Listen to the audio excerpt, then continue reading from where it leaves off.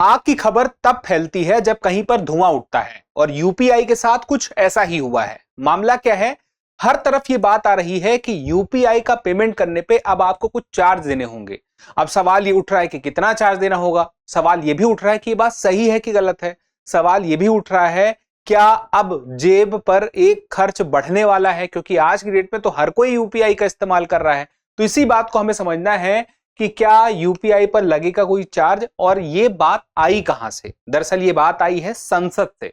संसद में एक बिल पेश किया गया और उस बिल का नाम है कराधान और अन्य कानून संशोधन विधेयक 2026, जिसमें यह बात दर्ज कर दी गई है, एक नई बात जोड़ दी गई है कि अब यूपीआई पेमेंट पर चार्ज लगेगा तो कितना लगेगा, ये सब कुछ सरकार तय कर सकती है। यानी कि अभी तक ये था कि यूपीआई पेमेंट पर चार्ज नहीं लगेगा, रुपे डेबिट कार्ड पर चार्ज नहीं लगेगा, लेकिन अब वो चार्ज लग सकता है। ये शक्ति सरकार के पास आ गई है। ये इस बिल की सबसे बड़ी बात है। तो चूंकि जब ये बिल पेश हुआ तो यूपीआई पेमेंट जो अब तक पूरी तरफ से मुफ्त था, कितने साल से मुफ्त था? देखिए 2016 से आया यूपीआई। आप सबको पता है, national payment corporation of India, NPCI, इसने 2016 में अप्रैल के महीने में यूपीआई लॉन्च किया है। यूपीआई का मतलब क्या है? Unified payment interface. काम क्या था? एक ऐसा सिस्टम बन गया कि आपको हर बार खाता नंबर नहीं डालना है, बहुत सारी डिटेल नहीं डालनी है, बस एक वीपीए होगा, वर्चुअल पेमेंट एड्रेस। वो पेमेंट एड्रेस से आप सीधे अमाउंट उसमें इंटर करिए और उस एड्रेस पे आप भेज सकते हैं। तो ये सिस्टम बड़ा इजी हो गया। अब बैंक की लाइनें लगनी बंद हो गई, कैश रखने की जरूरत नहीं पड़ी, क्योंकि एक बहुत ज्यादा अमाउंट इस देश में कैश के माध्यम से ही पेमेंट हो रहा था। 2016 के पहले तो पूरा कैश से ही होता था। अब हुआ ये कि सरकार चाहती थी कि इससे ब्लैक मनी पे भी हम कंट्रोल लाएं, दूसरा की स्पीड आए ट्रांजैक्शन में, और तीसरी बात ये कि इजी हो जाए, हर कोई कर सके, जिसको हम बोलते हैं वित्तीय समावेशन। तो वो सरकार करने की जब कोशिश की तो यूपीआई लेके आई। चूंकि ये फ्री था तो हर किसी ने इसको एक्सेप्ट किया, लेकिन जब सवाल उठा कि अब इस पे चार्ज लगेगा तो कहीं ऐसा तो नहीं हुआ लोग वापस कैश की तरफ जाने लगेंगे। इसी बात को तो हमें समझना है। चलिए समझते हैं। तो नया बिल बैंक कंपनियों को कुछ लेन देन पर चार्ज लगाने की इजाजत दे रहा है, ये बात समझ में आई है। और इससे यह डर है कि व्यापारी क्या करेंगे। देखिए, चार्ज किस पे लिया जाए, किससे लिया जाएगा? व्यापारियों से लिया जाएगा, जो मर्चेंट है।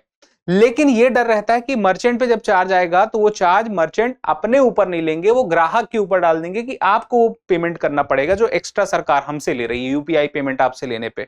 अब यहां पे बात आती है यूपीआई और एमडीआर की। एमडीआर समझना पड़ेगा। तो यूपीआई तो आप समझ गए, यूनिफाइड पेमेंट इंटरफेस। तो हम बहुत सारे प्लेटफॉर्म सुनते हैं, फोन पे सुनते हैं, गूगल पे सुनते हैं, पेटीएम सुनते हैं। तो ये सब अपने आप में प्लेटफॉर्म है। इस प्लेटफॉर्म में यूपीआई सिस्टम है, और यूपीआई सिस्टम तो एनपीसीआई ने बनाया है। तो उस सिस्टम का इस्तेमाल अलग अलग प्लेटफॉर्म के माध्यम से करके आप पेमेंट करते हैं, तो सीधे बैंक खाते में तुरंत पैसे पहुंच जाते हैं। अब यहां पे एक वर्ड याद रखिए, मर्चेंट डिस्काउंट रेट, जिसको बोलते हैं एमडीआर। अब जो व्यापारी है, पेमेंट नेटवर्क को चुकाई जाने वाली फीस है। देखिए क्या होगा, जो मर्चेंट है, ठीक है, आपने उसको पेमेंट कर दिया।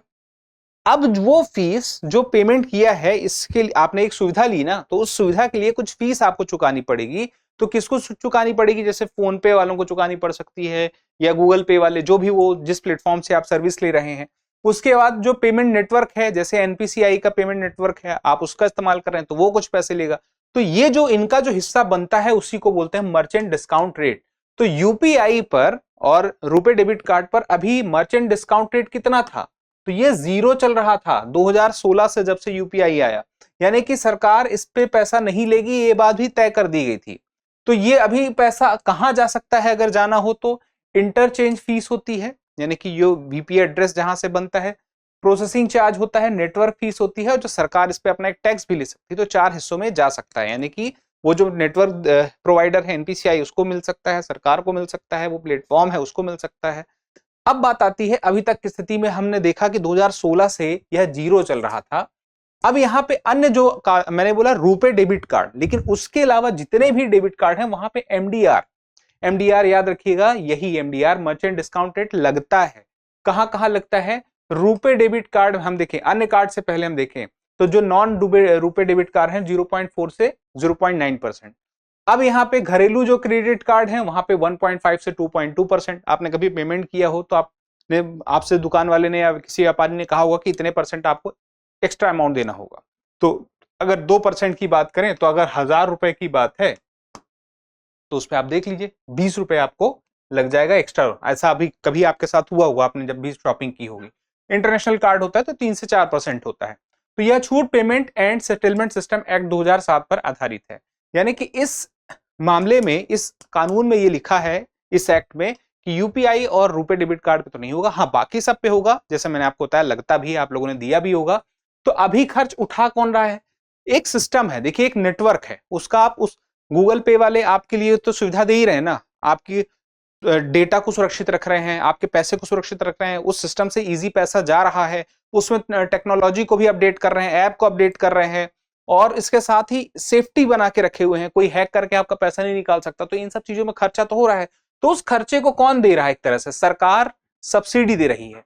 और यह कम मूल्य के यूपीआई लेन देन पर सब्सिडी जो रहती है, जैसे कि 2021-22 में हम देखें तो 1389 करोड़ रुपए की सब्सिडी सरकार ने दी। 2023-24 में 3631 करोड़ रुपए, जो कि बहुत ज्यादा था। 2026-27 में 2000 करोड़ रुपए। तो अभी ये घटता हुआ दिखाई दे रहा है। लेकिन बात यह है, देखिए सरकार सब्सिडी दे रही है, सरकार के पास पैसा कहां से आया? सरकार के पास पैसा तो आप ही का गया था ना, जो आपने टैक्स भरा था। तो सरकार के पास जो पैसा आता है वो जो हम लोगों का टैक्स से ही तो आ रहा है। तो हम ही से पैसा पाके अगर सरकार ने सब्सिडी दे दी तो इसका मतलब क्या हुआ? इसका मतलब ये हुआ कि हम ही पैसा पेमेंट कर रहे हैं, लेकिन इनडायरेक्टली कर रहे हैं, डायरेक्टली नहीं कर रहे हैं। और इनडायरेक्टली तो फिर हम बहुत सारी चीजों में करते हैं। तो अब यहाँ पे नया बिल क्या कहता है, इस बात को समझिए। कराधान और अन्य कानून संशोधन विधेयक 2026 में कह दिया है, पेश करते हैं एक साथ ही, कि इसमें एक धारा होगी, जो हमने बताया था ना कानून 2007 का, payment and settlement system act 2007, उसकी धारा 10A में बदलाव करके क्या कह दिया है कि अब उस पे पेमेंट चार्ज, एमडीआर चार्ज लगेगा या नहीं लगेगा, चार्ज लगेगा और कितना लगेगा ये सरकार तय करेगी। यानी कि सरकार तय कर सकती है चार्ज किस मोड पर लगेगा, किस प्रकार से लगेगा। तो अब इसमें दिक्कत यह है कि अभी ये आधा पास हो चुका है, लोकसभा में आया, अब राज्यसभा की मंजूरी का इंतजार है, उसके बाद ये कानून बन जाएगा। लेकिन ऐसा नहीं कि ऐसे ही ये कानून बनेगा तो कोई चार्ज देना पड़ जाएगा। बात समझिए, यहां पे बस ये कहा गया कि सरकार के पास शक्ति आ जाएगी कि सरकार चार्ज लगा सकती है, तय कर सकती है। लेकिन सरकार ने इस बिल में तो अभी लिखा नहीं ना कितने % चार्ज लगेगा, यही अंतर है। तो अभी इसी पर आरबीआई गवर्नर ने भी ये बात साफ कही, किसी को तो नेटवर्क का खर्च उठाना पड़ेगा, यानी कि जो खर्च होते हैं उसका खर्च किसी को तो देना पड़ेगा। तो ये हाल फिलहाल में उन्होंने कहा। और एमडीआर पर बोझ किस पर पड़ेगा ये तय करना भी बाकी है। यानी कि ये नहीं कह रहे हैं कि हम ग्राहक से, उस पर्सन से ही लेंगे, हम मर्चेंट से लेंगे, हम क्या सिस्टम बनाएंगे, वो तो अभी आने वाले समय में पता चलेगा। और एक बात ये भी वही मैंने कही जो इन्होंने भी कही, कि अप्रत्यक्ष रूप से हम ही लोग, तो वो जो सब्सिडी सरकार दे रही है वो हमसे ही लेके तो दे रही है, तो हम ही तो यह खर्च उठा रहे हैं टैक्स के माध्यम से। फिर उसके बाद यहां पे बात आती है 2000 की सीमा का एक फॉर्मूला हम सुनने को पा रहे हैं, ये काफी चर्चा में है, अभी लागू नहीं हुआ कुछ ऐसा, इसलिए हम बोल रहे हैं चर्चा में। इसको देखिए, 2000 की सीमा का फॉर्मूला क्या है कि सिर्फ कमर्शियल P2M पेमेंट पर P2P पूरी तरह से मुफ्त रहेगा। यानी कि 2000 की सीमा तक का हमारे देश में जितने ट्रांजैक्शन होते हैं उसमें 95% ट्रांजैक्शन जो हैं वो 2000 रुपए से कम के होते हैं, और 2000 रुपए से ज्यादा के जो ट्रांजैक्शन होते हैं वो सिर्फ 5% होते हैं। लेकिन ये जो 5% ट्रांजैक्शन होता है, दरअसल ये ट्रांजैक्शन बड़े अमाउंट का होता है, और कुल टोटल जितने अमाउंट का ट्रांजैक्शन होता है तो उसमें से 65% ट्रांजैक्शन, जब हम ये कहें कि 65% जो अमाउंट होता है इस 5% ट्रांजैक्शन से ही हो जाता है। यानी कि एक बहुत बड़ा अमाउंट हो गया कुछ प्रतिशत ट्रांजैक्शन से। तो इसी पे सरकार चाहती है कि इनसे पैसा लिया जाए, क्योंकि 2000 से नीचे की जो शॉपिंग होती है उनसे नहीं लेना चाहिए, क्योंकि रोजमर्रा के जो लोग सामान खरीदते हैं वो दुकानदारों पे इसमें एमडीआर चार्ज देंगे तो ठीक नहीं रहेगा। तो 95% को हमने रोजमर्रा के सामान वाले लेने वालों को फ्री कर दिया, लेकिन बड़े अमाउंट वालों से हमने ले लिया। तो ये एक फॉर्मूला दिखाई देता है।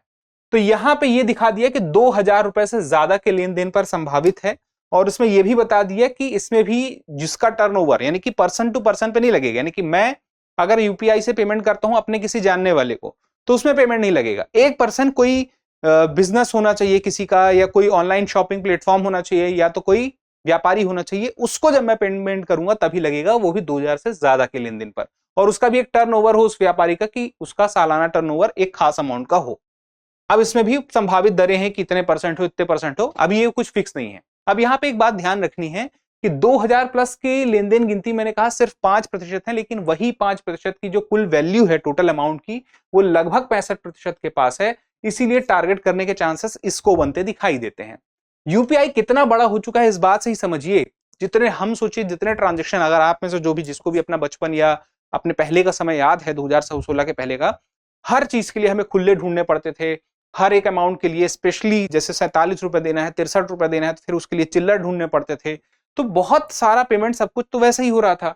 आज के डेट में जुलाई में हम देखें तो एक महीने में 29.88 लाख करोड़ रुपए का लेन देन हुआ है। अब लाख करोड़ रुपए का लेन देन हुआ है। अब इसको थोड़ा सा और आसान भाषा में समझिए। 1 लाख करोड़ का मतलब पता है क्या हुआ? 1 लाख करोड़ का मतलब हुआ 1 ट्रिलियन रुपए। 1 लाख करोड़ रुपए में 1 ट्रिलियन रुपए। 1 ट्रिलियन में हो गए कितने?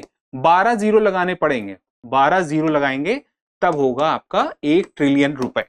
ठीक है, ये जीरो वाला सवाल बड़ा चला था एक टाइम। अब ये है 29.88 लाख करोड़ रुपए। तो कितना सारा ट्रांजैक्शन हुआ एक महीने में। फिर उसके बाद देखिए इस ट्रांजैक्शन के लिए, यानी कि इतने अमाउंट के ट्रांजैक्शन के लिए कितनी बार ट्रांजैक्शन हुआ जुलाई में, तो वो हुआ 23.66 अरब। इतनी बार लेन देन हुआ। तो इतनी बार लेन देन हुआ तो 1 अरब में कितने होते हैं? 1 अरब में आपको पता है 100 करोड़। यानी कि अब इसमें 23.66 अरब का मतलब हो गया कि 2366 करोड़। इतनी बार ट्रांजैक्शन हुआ है हमारे देश में। 2366 करोड़ बार जुलाई 2026 में ट्रांजैक्शन हुआ है। तो हमारे देश की आबादी कितनी है? हमारे देश की आबादी है 140 करोड़। और अगर हम 2366 करोड़ से 140 करोड़ को हम डिवाइड करेंगे तो एक मोटा अंदाजा एवरेज लगाते हैं कि लगभग हर भारतीय ने 17 बार, 140 करोड़ व्यक्तियों ने, भारत के लगभग हर किसी ने 17 बार मिनिमम यूपीआई ट्रांजैक्शन किया है। इस जुलाई के महीने की बात कर रहा हूं। तो ये एक बहुत बड़ी बात है। और पूरे फाइनेंशियल ईयर में 24,162 करोड़ लेन देन और 314 लाख करोड़ रुपए मूल्य, ये उसका भी बड़ा अमाउंट है। हम एक महीने से साल भर के हिसाब से, फाइनेंशियल ईयर 2026 का मतलब है कि 2025-2026 के बीच की बात है। अब चार्ज की मांग क्यों उठ रही है? जैसे मैंने आपको शुरू में ही बता दिया था कि बैंक कंपनियां लंबे समय से रेवेन्यू मॉडल मांग रही हैं कि उनका खर्च है, उनको पैसे चाहिए। तो यहां पे उनके रीजन थे कि हम तकनीक लेके आ रहे हैं, हम साइबर सुरक्षा प्रदान कर रहे हैं, हम नेटवर्क पर भारी खर्च करते हैं। तो वो खर्च, इतने सारे ट्रांजैक्शन हो रहे हैं, उसको सुरक्षित बनाए रखने के लिए खर्च जरूरी है। तो वो जो बैंक कंपनियां हैं वो उस चीज के लिए बोल रही हैं कि हमें चार्ज लगाना चाहिए, हम कुछ पैसे कमाएं तभी तो इस पे खर्च करेंगे। तो मार्च 2026 में संसदीय स्थायी समिति थी, उसने सब्सिडी खर्च के लिए उन्होंने कहा कि काफी नहीं होगा, क्योंकि सरकार अभी सब्सिडी दे रही है। तो उन्होंने बोला कि सब्सिडी से नहीं होगा, क्योंकि सब्सिडी मॉडल जो था वो तब के लिए था जब शुरू में यूपीआई पेमेंट शुरू हुए थे। लेकिन तब से आज तक में हम देखें तो अमाउंट बढ़ चुका है, बहुत ज्यादा मात्रा में हर कोई इस्तेमाल कर रहा है। तो बहुत ज्यादा मात्रा में इस्तेमाल हो रहा है, यानी कि बहुत ज्यादा सब्सिडी जरूरत है, तो उससे काम चलेगा नहीं। तो यूपीआई का पैमाना इतना बड़ा हो गया है कि सब्सिडी पूरी नहीं पड़ेगी। अब बड़ा बदलाव क्यों संभव नहीं लगता है? यहां पे देखिए, सरकार ना अगर हर किसी पे चार्ज लगाने लगे, हर ट्रांजैक्शन पे आपसे पैसे लेने लगे, तो एक टाइम के बाद हो सकता है बहुत सारे भारतीयों को ये लगे कि यार इससे अच्छा तो ये है कि मैं पुराने सिस्टम पे आता हूं, एटीएम जाता हूं, वहां से पैसे निकालता हूं, उसी से खर्च करूंगा। मान लीजिए एक ट्रेंड शुरू ही हो जाए, तो क्या सरकार ऐसा चाहेगी? क्योंकि सरकार तो ये चाहती है डिजिटल और वित्तीय समावेशन हो। डिजिटल और वित्तीय समावेशन का मतलब क्या हुआ? सरकार चाहती है कि आप डिजिटल तरीके से ही पैसों का लेन देन करें। आप पैसों का लेन देन जब डिजिटल तरीके से करेंगे तो वो और बेहतर होगा, सरकार के लिए भी, निगरानी करने के लिए भी। और उसके बाद सरकार का जब ये मुख्य स्तंभ है, तो यूपीआई ही सबसे बड़ी खासियत क्या थी कि मुफ्त थी, इसी वजह लोगों ने अपनाई। तो फिर ऐसा क्यों होगा कि सरकार सब पे ही पैसा लेने लग जाएगी? तो एक जो प्रस्तावित मॉडल मैंने बोला, हो सकता है कुछ उस तरह का सरकार सोच सकती है। महंगा होने पर वो लोग वापसी नकदी की तरफ नहीं तो लौटने लग जाएंगे, और सरकार ये जोखिम क्या लेगी? तो शायद नहीं लेगी। तो यहां पे अभी असल में क्या स्थिति है? बिल अभी कानून नहीं बना है। मान लीजिए बन भी जाता है तो बनने से काम नहीं चलेगा। सरकार उसके बाद जब तक कोई नियम या कोई गाइडलाइन लेके जब तक नहीं आएगी, तब तक एमडीआर की वैल्यू क्या रहेगी? जीरो रहेगी। यानी आपके यूपीआई पेमेंट में अभी पैसा नहीं लगेगा जब तक सरकार स्पेशली सीधे सीधे कह नहीं देती है। तो यूपीआई अभी की स्थिति में पूरी तरह मुफ्त है, भले कानून पास हो जाए तब भी मुफ्त रहेगा जब तक रूल नहीं आ जाते। अब मैं आपसे एक सवाल पूछना चाहता हूं, उसका जवाब दीजिएगा, लेकिन एक जरूरी जानकारी है कि अगर आप दिल्ली वाली, करोल बाग वाली क्लासेस चाहते हैं कि आपके शहर में घर बैठे आप कहीं भी गांव में हो तो आप क्लास कर सकें, तो ISGS foundation live online course उसके लिए सबसे बेहतर है। आपके दृष्टि लर्निंग ऐप पर है और उसमें आपको यही क्लासेस लाइव ऑनलाइन मिलेंगी। तो दृष्टि लर्निंग ऐप डाउनलोड कर लीजिए, क्योंकि इस पे जो क्लासेस आपको ये मिलेंगी ये 400 प्लस स्ट्रक्चर्ड क्लासेस हैं, पूरे सिलेबस को कवर करेंगी। जीएस का प्रीलिम्स और मेंस दोनों स्तर पर सिलेबस कवर होगा और बेसिक से एडवांस तक आपको पढ़ाया जाएगा। टेस्ट सीरीज भी इसमें प्रीलिम्स की मिलेगी, मेंस की मिलेगी, आंसर राइटिंग की प्रैक्टिस कराई जाएगी और इसके साथ ही स्टडी मटेरियल हार्ड कॉपी में आपके घर पहुंचाया जाएगा। तो ये सारे कोर्स के बारे में और विस्तार से जानना चाहते हैं तो वीडियो के डिस्क्रिप्शन में कमेंट बॉक्स में लिंक है, उसे क्लिक कर लीजिए, या फिर आप सीधे हमें कॉल कर सकते हैं 8750187501 पर। और इसके साथ ही आप सवाल का जवाब जरूर दीजिएगा कि यूपीआई पर एमडीआर चार्ज के संदर्भ में निम्नलिखित कथनों पर विचार कीजिए। पहला, नया बिल तुरंत यूपीआई लेन देन पर चार्ज लागू कर देता है। दूसरा, पर्सन टू पर्सन यूपीआई भुगतान प्रस्तावित एमडीआर ढांचे से बाहर रहेंगे। और तीसरा, 2020 से यूपीआई रुपे डेबिट कार्ड पर जीरो एमडीआर नीति लागू है।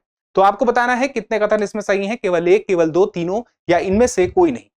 तो फिलहाल के लिए इतना ही, मिलते हैं अगले सेशन में। तब तक के लिए स्वस्थ रहें, मस्त रहें, पढ़ते रहें और चैनल को सब्सक्राइब करना ना भूलें। धन्यवाद। अब एग्जाम की तैयारी को और बेहतर करने के लिए हमारे चैनल को लाइक, शेयर और सब्सक्राइब करना ना भूलें।